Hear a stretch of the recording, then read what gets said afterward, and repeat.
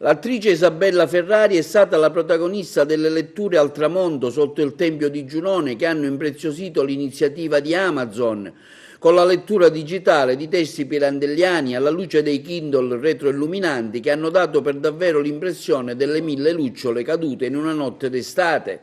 Un evento sicuramente importante, oggi avete scelto Agrigento, la Valle dei Tempii per promuovere il prodotto Kindle. Come mai questa iniziativa e quali sono i fini?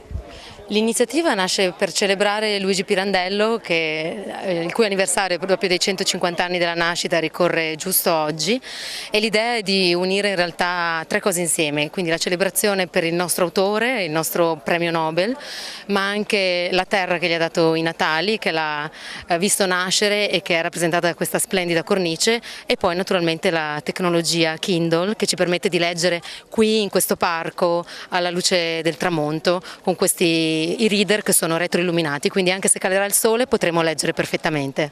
Avete scelto una testimonial come Isabella Ferrari?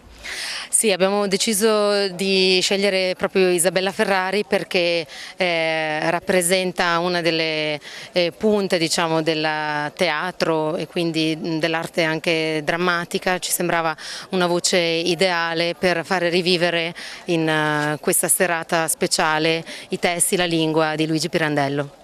Hanno portato il saluto ai partecipanti il sindaco della città Firetto che ha ringraziato Amazon che è venuto ad Agrigento a incontrare Pirandello, quindi il direttore del parco, dottore Parello, e il presidente dell'ente, dottor Bernardo Campo. Un evento sicuramente di grande importanza mediatica, Amazon sceglie anche la Valle dei Tempii.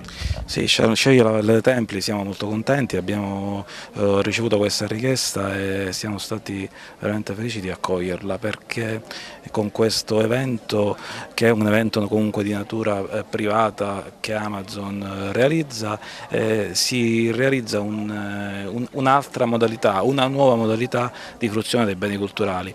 Ripetiamo sempre, non solo archeologia, non solo beni culturali in quanto tali, ma anche la lettura dei beni culturali, la lettura di un poeta, di un artista, di un nostro scrittore che va valorizzata, e la valorizzazione all'interno del Parco della Valle dei Tempii per noi è qualcosa di molto importante. Una grande occasione per la promozione del nostro territorio, della Valle dei Tempii, che si conferma come sito molto ricercato per questo tipo di eventi, e naturalmente anche per il nostro Luigi Pirandello che usava portare qua i suoi amici e i suoi ospiti, quindi noi stiamo rinnovando una tradizione di ospitalità agrigentina.